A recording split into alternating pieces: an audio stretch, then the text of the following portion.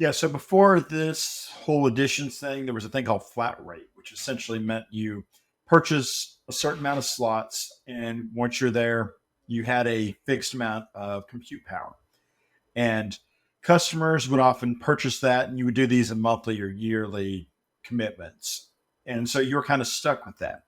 So there was a lot of different methods people used. One of the most common was actually using your flat rate, right, let's call them reservations or commitments, and they would spread them out among projects.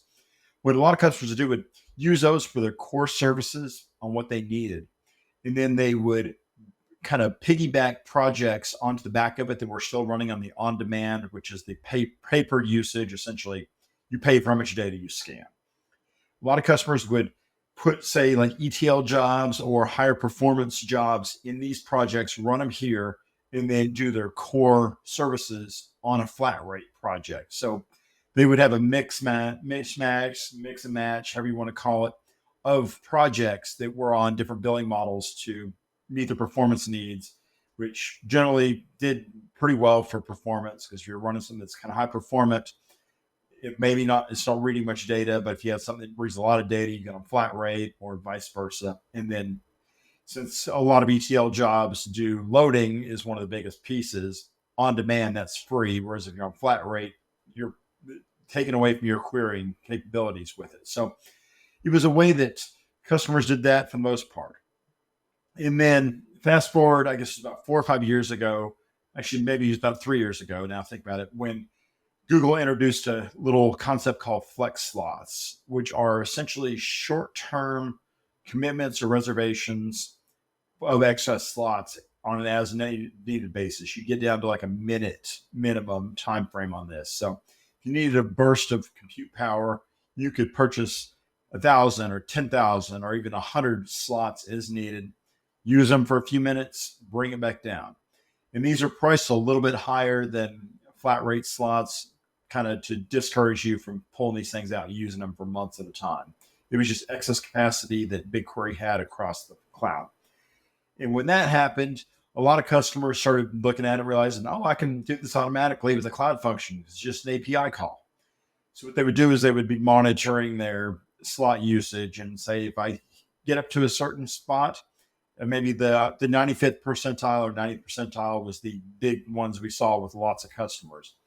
If we hit that percentage and we realize we may need more slots because we're probably on a spike or we've got more demand or maybe we're running a big job, you would call a cloud function or a cloud run instance.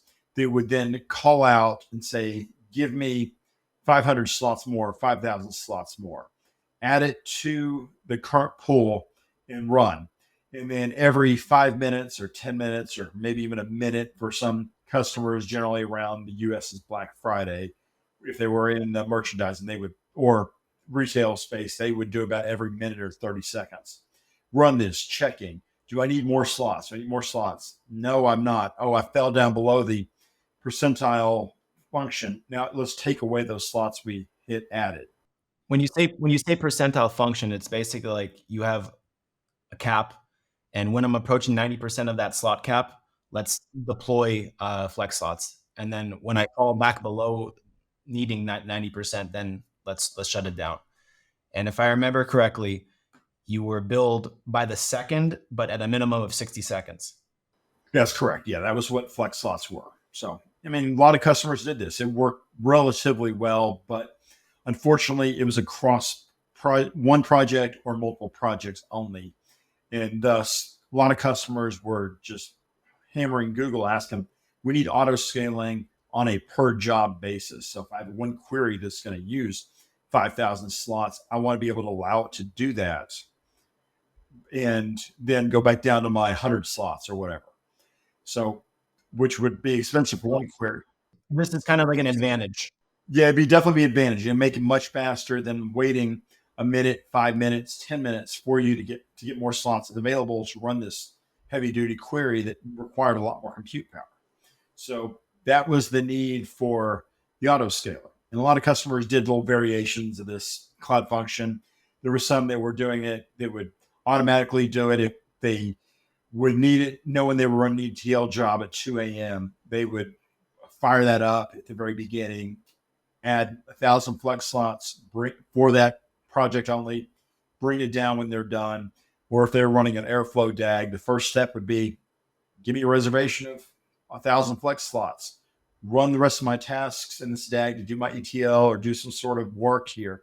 At the end, the last step would be bring down these flex slots. So there was a lot of little variations of this. It was a very DIY or do it yourself autoscaler. I mean, it worked relatively well for what it did. It just had some very big missing pieces, which was on like a per job basis, unless you specifically tuned it to do that, calling, give me slots, run my job, bring down slots, and you're still risking those slots getting used by other queries. So you'd have to shove it to another project to keep it completely compartmentalized. It was just a major pain. It needed a auto scaling functionality.